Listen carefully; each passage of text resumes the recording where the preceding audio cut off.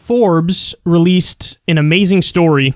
A reporter for them spent a day with N95 medical mask producers. Not just the producers, it's the producers and the sellers. And what they learned is infuriating. As infuriating as listening to you worship government while calling your show secular talk?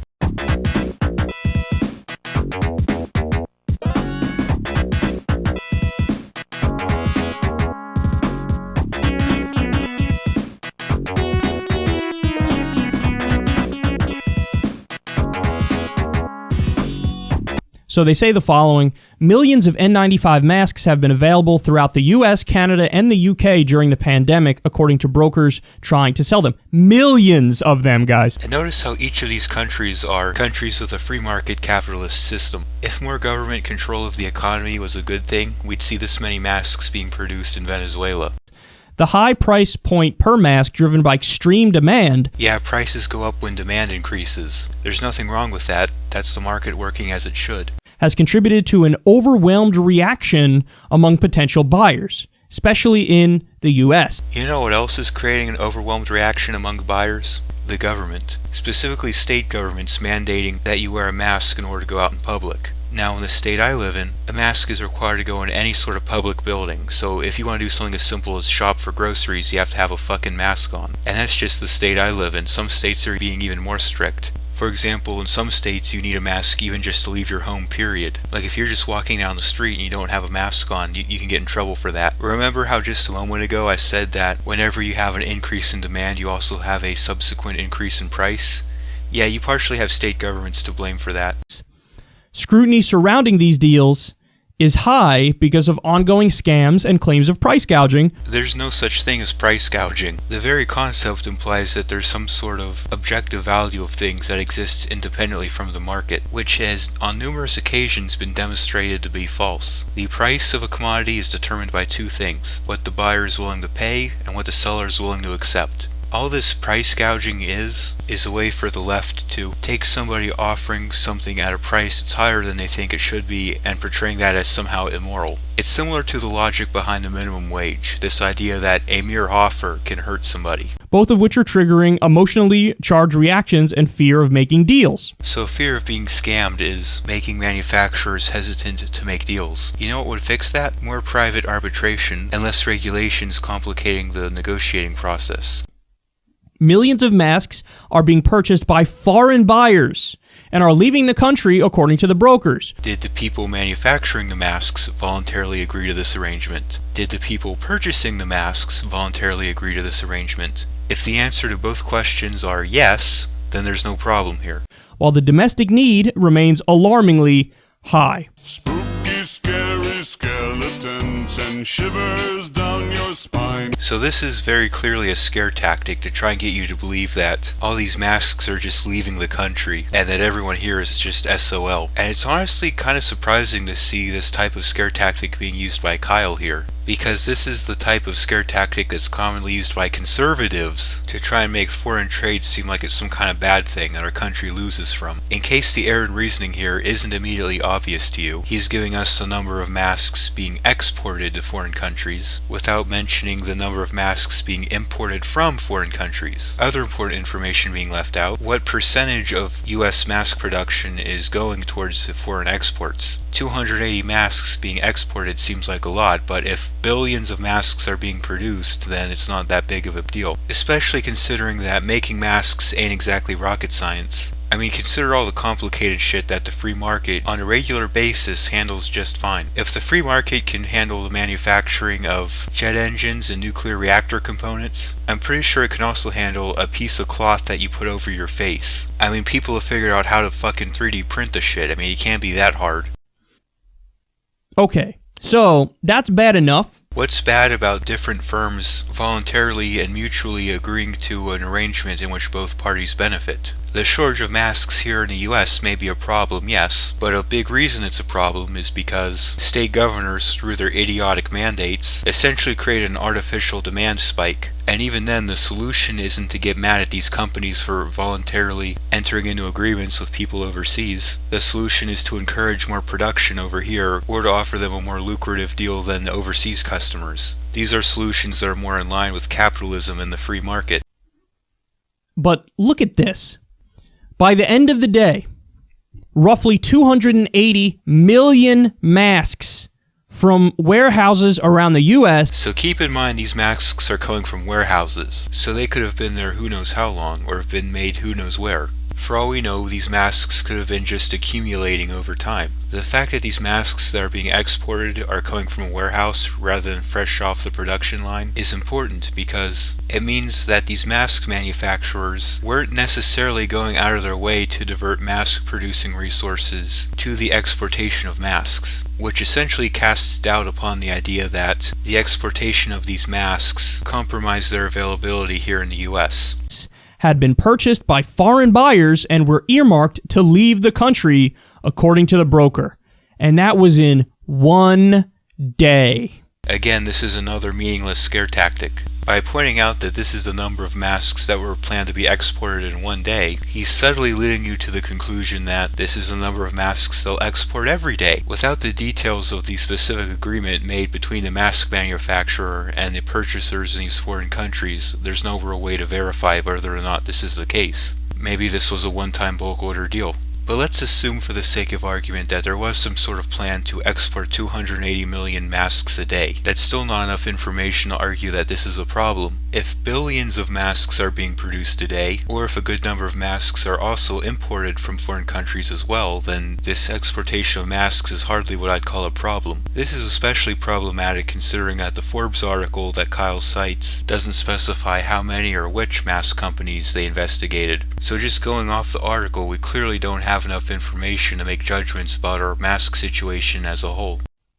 To his knowledge, none of the masks had been purchased by buyers in the U.S. And that would be why the masks are leaving the country, because nobody in the country is buying them. I don't think anybody at these mask companies are sitting there twirling their mustaches, wondering how they're going to screw people over in the U.S.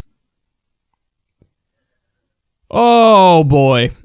Oh, God. All right, so listen, this is somewhat personal to me because I have people on the front line. I know people on the front line. So do I. And I have a feeling they wouldn't really appreciate you using them as political fodder. And they say it. Hey, we have a shortage. We have a shortage of all what they call the PPE. Get out with LPP, yeah, you know me. Get out with LPP, yeah, you know me. Get out with LPP, yeah, you know me. Who's down with LPP? Every last on me. The various kinds of masks, shortage of all that stuff. So do you think these frontline workers would have such a hard time getting masks if it weren't for state governments basically forcing everybody to buy them? If these state governors were smart, they probably would have secured the PPE for their frontline workers before mandating the use of masks. Yet again, when your patronage is coerced, there isn't really much of a need to be smart.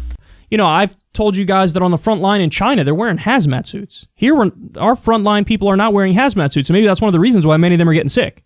That this thing is actually a lot more contagious than everybody originally thought. It's at least twice as contagious as the flu. I mentioned this in this video where I respond to Larry Hogan's whole shutdown speech, but a disease being contagious is not the same thing as a disease being dangerous. There are plenty of diseases that are extremely contagious but very benign. There are also other diseases that are extremely deadly but spread very slowly. In fact, the faster a disease spreads, the more people build up an immunity to it. So it is actually the slower spreading diseases that tend to be more deadly. So something's going on there, but frontline people in China are wearing hazmat suits and they're not wearing them here. Maybe we should have hazmat suits, but if we can barely get them regular fucking masks, how the hell are we going to get them full-on hazmat suits? Yet again, if a system where these first responders are largely privatized, they may very well have hazmat suits, as well as a shit ton of other equipment because they wouldn't be bound to a government budget. nobody's wearing them here, so it's like there's a massive shortage of everything that we need here. Ventilators is another one that's super important that we have a shortage of. I've already explained what's largely responsible for the mask shortage, but as far as the shortage of this other equipment, well, there's a lot of regulations and red tape that make it more difficult to start up companies to produce this stuff. There was a time when defibrillators were expensive and difficult to use, but thanks to free market innovation, they're cheaper, easy to use, and practically everywhere. Next time you're in a public building, go near where the fire extinguisher or fire alarm is, or first aid kit or things like that, and you'll probably see a box saying automatic defibrillator inside. So, during a crisis, the government has the ability, they have the legal authority to, like the Defense Production Act that we talk about all the time now.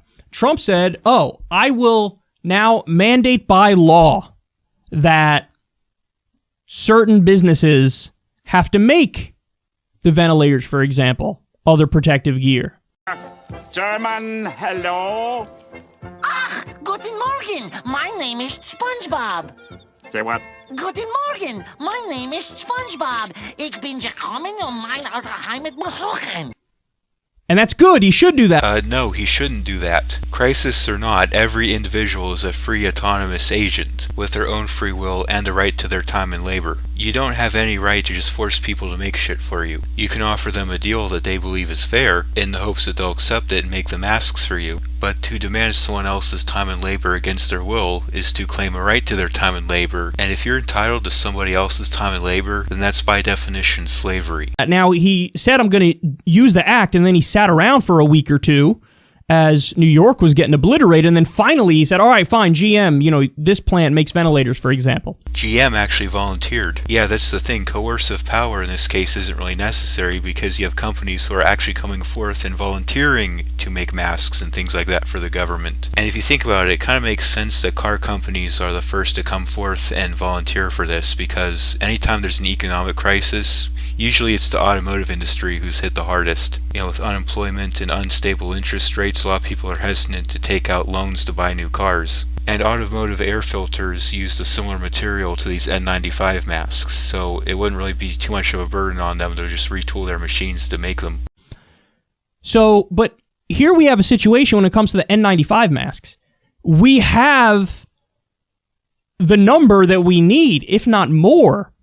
But again, I'll repeat it. Roughly 280 million masks from warehouses around the U.S. had been purchased by foreign buyers and were earmarked to leave the country. So if it's literally more profitable to expend the transport cost to sell these masks overseas than it is to sell them locally where there's high demand for them, what does that tell you about our economy? More specifically, our heavily regulated corporatist economy, because it is not a free market. I can already tell this guy's going to try and pin this distribution issue on the free market. Yeah, the left usually likes to pull that shit. They like to say, well, look at this, how this is going. Well, how well does your free market work now? And I'm like, we don't have a free market, you dumbass. Why was it not the case from early March? Now we're in early April. Why didn't they do it in early March, where the government says, So according to Kyle here, when the government is addressing private companies, it sounds like a sitcom mom. They step in, they go, no, we'll pay you a fair market price, but per mask, but we're going to seize all those masks and we're going to distribute them to the front line here. Ich überlege bei mir hinaus ins Weg dafür, währenddessen ich noch rauch. Die Special Places sind dir wohl bekannt, ich mein, sie war gewoben auch. Dort singen's, dich nicht oh. Schau, der Kommissar geht oh. Yay! That was the Germanest thing I've ever seen! How would you determine a fair market price, though? Because in this case, the government is circumventing the fair market and just kind of demanding the masks. The market determines the price of things by the equilibrium between what the buyer's willing to spend and what the seller's willing to sell it for. Well, in this case, it doesn't matter what the seller's willing to sell it for. The government is basically forcing them to sell it to them. Now, you could say, well, if it's front line, then you don't even need as many masks as they have. You don't need 280 million if you're just talking about the frontline workers here in the U.S. Whatever. I'm not an expert. I don't know the exact number that you need for the front line. And there lies the problem with this centralized approach to production. It's impossible for any one individual to know what demand there is for a particular commodity at any given time. And even if you did somehow manage to know what all the demand was for that commodity at any particular moment, well, there's a good chance that demand could change. Demand is a very fluid thing. Because it's difficult for any one individual or even a group of individuals to ascertain and keep up with demand for particular goods, the decentralized approach of the free market typically has a better results in this regard. If we took a more market-based approach of providing these masks to the frontline workers, chances are this shortage wouldn't be such an issue. But I do know the government should have done everything in their power to make sure that the front line in the U.S. gets these masks, and they didn't. Then maybe it's about time the front line stopped relying on the government to work directly with its customers. Police officers, firefighters, medical services, it can all be privatized. Imagine if these frontline workers are run by the private sector. Do you think they'd have such a hard time getting these masks? They're dragging their feet. They don't know what they're doing. Some of the people who were working for these companies that were creating and selling these masks, they were saying, well, it's tough because even when we talk to the government, and they're not talking to them as much as they should, it was a relatively recent thing, there's like 4 or 5 different middlemen that jump in that are working with the government, and then you start thinking it's a scam, and you don't know what the deal is, you don't know if you trust them. Yeah, see, that's another potential issue with this whole system here. If we have this type of system where the government can just seize private property from businesses, or at the very least compel them to do business under more favorable conditions, well then what's stopping Joe Blow off the street from getting a fancy suit and a fake badge and printing some official looking documents and going up to a business and saying, "Hi, I'm from the government, give me all of your masks." Because if this pandemic goes on for much longer, there's a good chance the value of these masks will shoot up through the roof and people would have every incentive to do shit like this. This is insane, man. During a pandemic, during a crisis, we have hundreds of millions of these things laying around, and we can't get them to the front line where they're desperately needed. Well, that just goes to show how efficient the government is at operating the front line. Heck, if anything, Kyle's making an argument for the free market. That's unconscionable. That's absurd.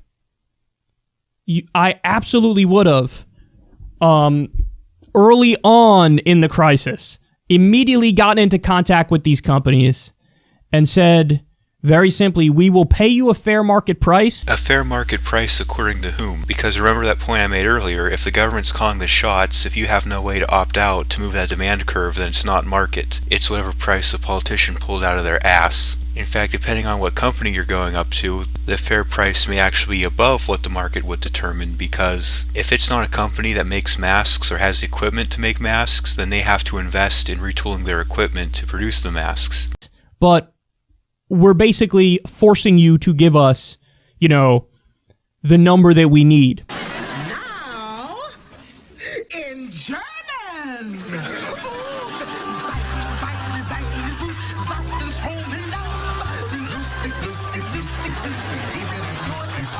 So what's the plan if they refuse? Suppose I'm in charge of one of these companies that the government goes up to and I say, "No thank you, I feel I can get a better deal from a different customer." What's the plan? If your answer is to initiate force against this business, then can you please explain to me where government gets the right to do this? Because if you or I went up to a business owner, held him at gunpoint and said, "Do this or else," that would be extortion and we'd be viewed as in the wrong for it. And while the people in government, they're not gods, they're just plain Jane Homo sapiens like you and me. So if we don't have the right to issue demands upon business owners against their will, it doesn't exactly make sense to say that government does. And we'd be fine if we did that. We'd be in a hell of a lot better position than we are right now. Would we really, though? Because so much about this strikes me as dicey. Like, how would you determine the number of masks that you need in the absence of market signals? Or what the fair price for those masks would be, for that matter? And what's the enforcement mechanism? Since these companies are basically making these masks for the government at gunpoint, you'd have to have a pretty good enforcement mechanism in place in case they get a more lucrative deal from another customer. And just because the government has these masks now doesn't mean they're going to make it to the frontline workers. Again, if the government was generally competent, they would have gotten these masks for their frontline workers before artificially jacking up their demand by basically mandating their use. Add this on top of the infuriating story about ventilators that I told you guys. Telling us how infuriating you think a situation is isn't an argument. It's called the appeal to emotion fallacy. You have to use logic and careful argumentation to explain why you believe a situation is bad or unfair or whatever. Making a big deal about how infuriating something is to you may rally up an emotional reaction from your viewers, but that's about all it'll accomplish, if not paired with facts and logic to go along with it. And if I want to buy masks from a company, you think the government should be able to jump to the front of the line at gunpoint. In my opinion, that's rather infuriating. How in 2009, the U.S. government contracted with a smaller medical device company in California, and they said, we're going to make a smaller, cheaper, easier to use ventilator. Yeah, that's typically what the private sector does. Competition puts pressure on companies to innovate and find ways to make their products not only cheaper, but more accessible to the general public. And they created the prototypes, showed the government liked them, they ordered, a large amount of them. It was like 70 to 100,000, something in that range.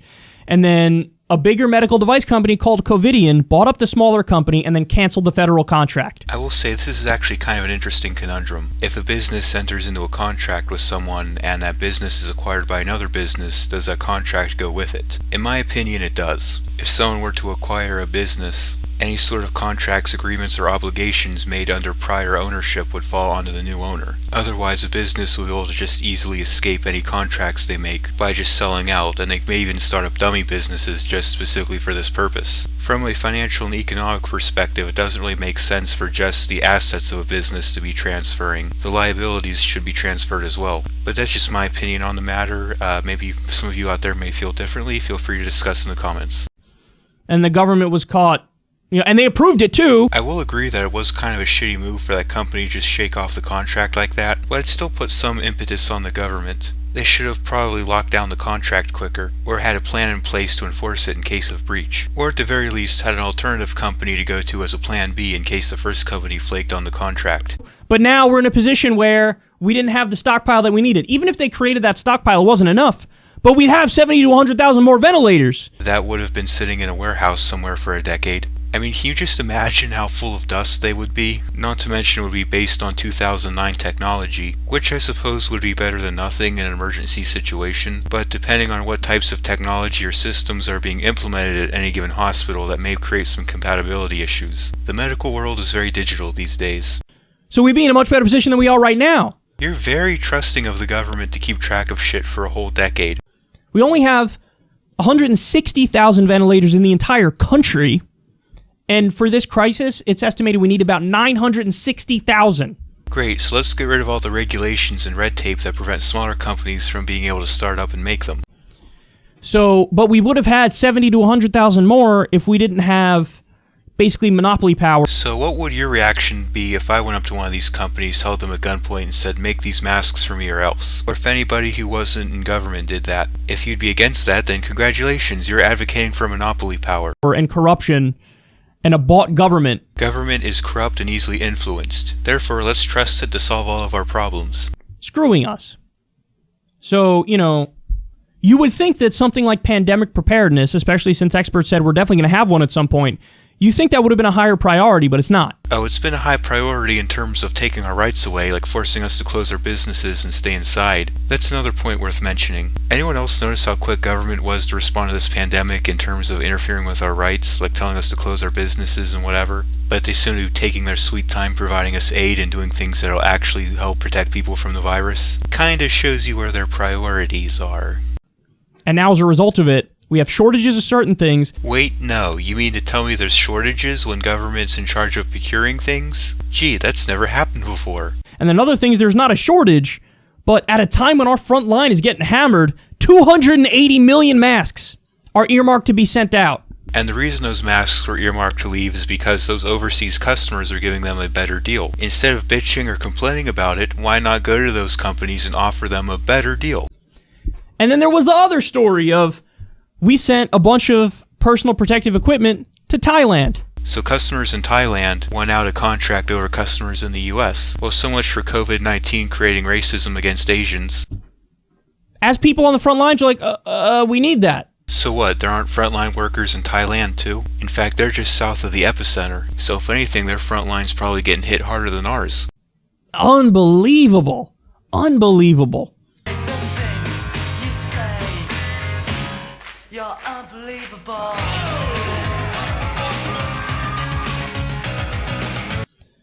And I'll tell you what, you've never seen a stronger argument for an intelligent, coordinated central authority.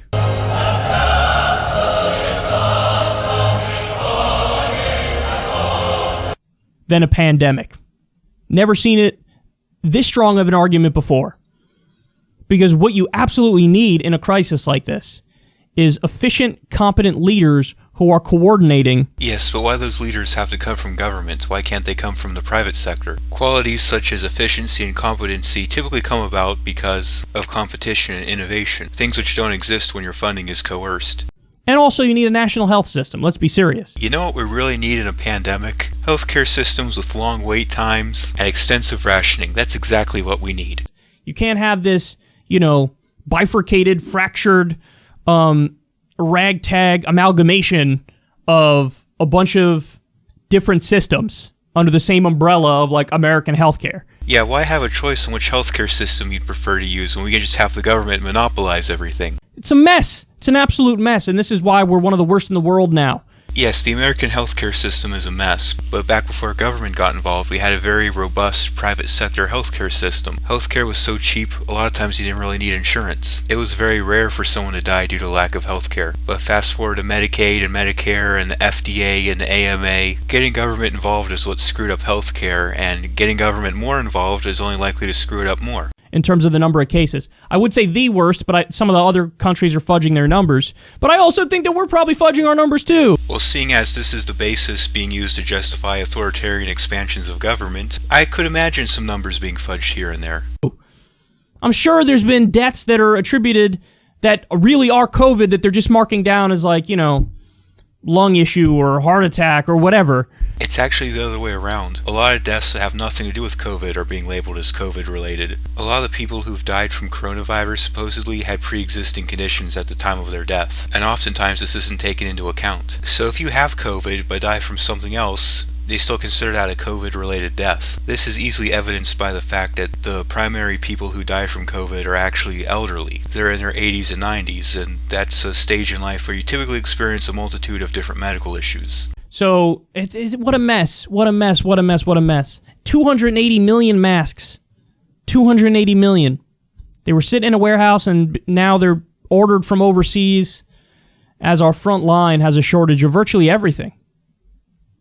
And again, if these frontline services were run by the private sector, there's a good chance they'd have all the equipment they need and more. Jesus, man. It's unbelievable. Now, Trump was saying he just stockpiled hydrochloroquine, the one of the drugs that potentially fights this.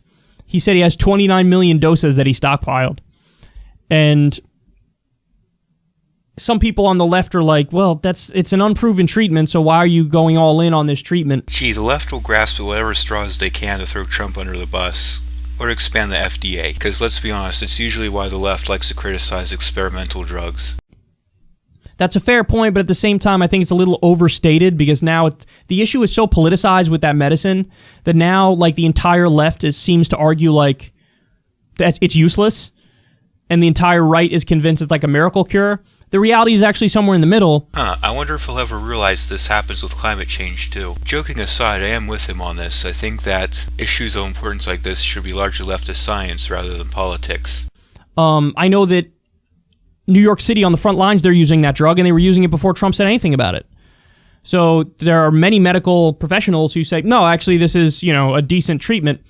And if we had a less regulated system, these medical professionals would be free to use whatever they felt to be the most effective, instead of what government dictates they have to use. Anyway, the point I was going to make is, not only would I stockpile that, I would stockpile all of the potential treatments which could work. Yeah, and make them more expensive for the rest of us. Gee, how generous of you. Because there's actually quite a few drugs that they're studying right now that have some degree of promise. And again, we'd likely see way more of these drugs being researched and developed if there were less regulations and red tape. Imagine if the free market was uninhibited to find a cure for this thing. Heck, it would probably be over by now. I mean, obviously it varies depending on the drug and the nature of the drug, but I would try to stockpile every single one of those. Stockpile to what quantity? Because remember, the government is more or less isolated from market signals since they can just take the money that they need to operate. And suppose in times of great need this stockpile would need to be distributed. On what basis would they determine how to distribute it out? Kinds of drugs. And the sense I get is we're only concerned about stockpiling this one because there might be a cozy relationship between whoever makes it and the government. And you think getting the government more involved in stockpiling and distributing medicine is a good idea then? I mean, when hasn't the government been in bed with certain medical manufacturers? I mean, since day one, the whole purpose of the FDA has been to protect big pharmaceutical companies from competition. That's what I'm concerned about. Because I know that, just to give one example, Ativan is a treatment that also shows some promise, also known as favipiravir, which we've spoken about on the show, but it's made by a Japanese company. So I fear that the reason why we're not going all in on that treatment, and the reason why Trump doesn't talk about that treatment a lot, is because it's a Japanese company, and perhaps they didn't pay the U.S. government their bribes. Well, you see, Kyle, there's frontline workers in Japan, too. If they were to send that medication over here, then their frontline workers wouldn't be getting it. It's almost as if... Hold on a second. It's almost as if global trade is a process that mutually benefits everybody and increases the standard of living. I know, it's a mind-blowing concept. There's a lot of irony here. The left constantly shits on Donald Trump for favoring protectionism and being against global trade, and all of a sudden they do a 180, their tune changes when it's consistent with their agenda. Kyle Kulinski, what am I going to do with you? This has been Philosophossum, making stupidity play dead. Have a good one.